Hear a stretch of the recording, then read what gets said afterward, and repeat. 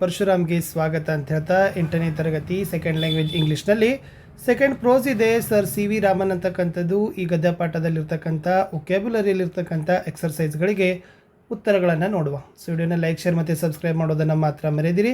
ಈ ಮುಂಚೆ ಈ ಪಾಠದಲ್ಲಿರ್ತಕ್ಕಂಥ ಕಾಂಪ್ರಿಹೆನ್ಷನ್ 1 2 3 ಆನ್ಸರನ್ನು ಕೊಟ್ಟಿದ್ದೆ. ವಿಡಿಯೋದ ಡಿಸ್ಕ್ರಿಪ್ಷನ್ ಬಾಕ್ಸನ್ನು ಚೆಕ್ ಮಾಡಿ. 8ನೇ ತರಗತಿಯ ಎಲ್ಲ ವಿಷಯಗಳಲ್ಲಿ ಕೂಡ ಪಾಠದ ಪ್ರಶ್ನೋತ್ತರಗಳಿದ್ದಾವೆ.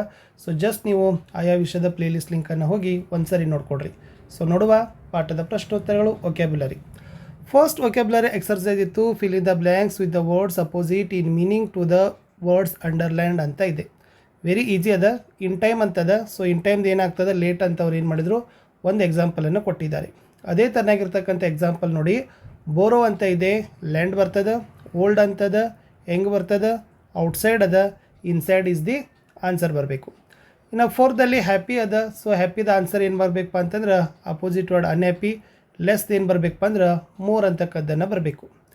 ಇನ್ನು V2ದಲ್ಲಿರ್ತಕ್ಕಂಥವು ಏನು ಮಾಡಿದಾರಪ್ಪ ಅಂದರೆ ವರ್ಡ್ಸ್ಗಳನ್ನು ಕೊಟ್ಟಿದ್ದಾರೆ, ಮೀನಿಂಗ್ಫುಲ್ ಸೆಂಟೆನ್ಸಲ್ಲಿ ಯೂಸ್ ಮಾಡಬೇಕು. ಸೊ ಬ್ರೇಕ್ ಅಂತಿದೆ. Do not break the glass ಅದ. ಬ್ರೇಕಲ್ಲಿ brakes of my bicycle are good brake ಅಂತ ಇದೆ. ಇನ್ನು ನ್ಯೂ ಅಂತ ಇದೆ. ಸೊ ನ್ಯೂ ಅಂದರೆ ಐ ನ್ಯೂ ಹೀಸ್ ಅಡ್ರೆಸ್ ಅದ.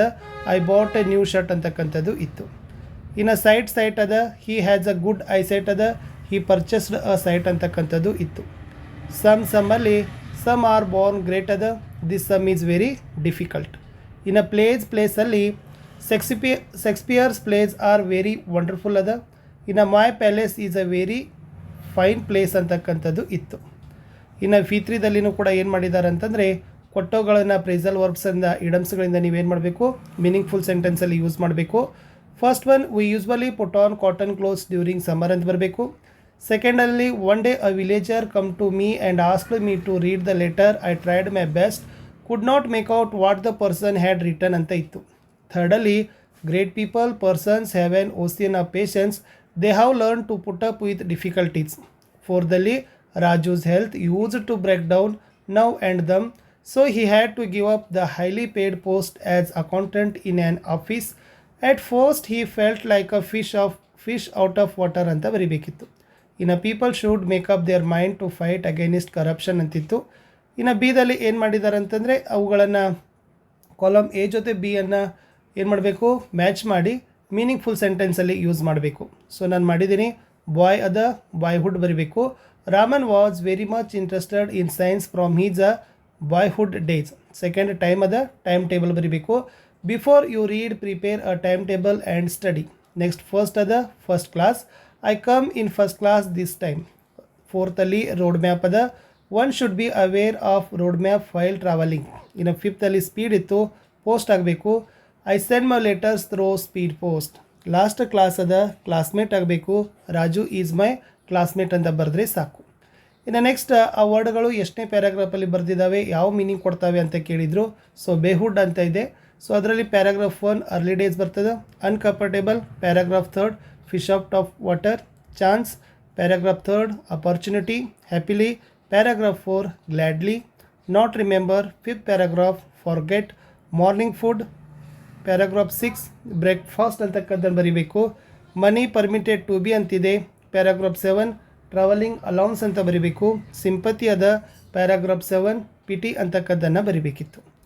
ಇನ್ನು 6ದಲ್ಲಿ ಏನು ಕೊಟ್ಟಿದ್ದಾರೆ ಅಂತಂದರೆ ಅವುಗಳನ್ನು ಅಂಡರ್ಲೈನ್ ವರ್ಡ್ ಜೊತೆಗೆ ಅ ಪ್ರಿಫಿಕ್ಸ್ ಅದನ್ನು ಇನ್ ಆ್ಯಂಡ್ ದಿಸ್ ಇಮ್ ಇವುಗಳಿಂದ ಪ್ರಿಫಿಕ್ಸಸ್ ಮಾಡಬೇಕಾಗಿತ್ತು. ಸೊ ಪಾಪ್ಯುಲರ್ ಅಂತದ. ಸೊ ಅದನ್ನು ಏನು ಮಾಡಬೇಕಾಗಿತ್ತು, ಅನ್ಪಾಪ್ಯುಲರ್ ಅಂತಕ್ಕದ್ದನ್ನು ಬರೀಬೇಕಿತ್ತು. Popular, unpopular. ಇಂಟ್ರೆಸ್ಟಿಂಗ್ ಅದ, ಅನ್ಇಂಟ್ರೆಸ್ಟಿಂಗ್. Fortunity, unfortunity. ಕರೆಕ್ಟ್ ಅದ, ಇನ್ಕರೆಕ್ಟ್ ಇತ್ತು. ಪ್ಯೂರ್ ಅದ, ಇಂಪ್ಯೂರ್. Happy, unhappy. ಹಾನೆಸ್ಟ್ ಇತ್ತು, ಡಿಸ್ಹಾನೆಸ್ಟ್ ಇತ್ತು. ಈ ತನಗೆ ಇವುಗಳನ್ನು ಪ್ರಿಫಿಕ್ಸಸ್ಗಳನ್ನು ಹಾಕಿ ನೀವು ಬರೀತಕ್ಕಂಥ ಆ್ಯಕ್ಟಿವಿಟಿಯನ್ನು ಮಾಡಬೇಕಿತ್ತು. ಇನ್ನು V7ಅಲ್ಲಿ ಏನು ಮಾಡಿದ್ದಾರೆ ಅಂದರೆ ಅಂಡರ್ಲೈನ್ ವರ್ಡ್ಸ್ಗಳನ್ನು so fill in the blanks noun ಫಾರ್ಮ್ಸಲ್ಲಿ ಅವುಗಳನ್ನು ಯೂಸ್ ಮಾಡಲಿಕ್ಕೆ ಹೇಳಿದರು. The first is the teacher gave us dictation. Second let Suresh get admission to 8th standard. ಥರ್ಡಲ್ಲಿ literature should give education to villagers ಅಂತ ಬರೀಬೇಕು. ಫೋರ್ದಲ್ಲಿ ಗಿವ್ ಮಿ ಆ್ಯನ್ ಅಪಾಯಿಂಟ್ಮೆಂಟ್. ಫಿಫ್ತಲ್ಲಿ have you taken the decision where to go ಅಂತ ಇತ್ತು. ಇನ್ನು 8ಅಲ್ಲಿ appropriative ಫಾರ್ಮ್ಸ್ಗಳನ್ನು ನೀವು ಬರೀಬೇಕಿತ್ತು. Accept ಅದ, ಅಲ್ಲಿ ಅಸೆಪ್ಟೆನ್ಸ್ ಅಂತ ಬರೀಬೇಕಿತ್ತು.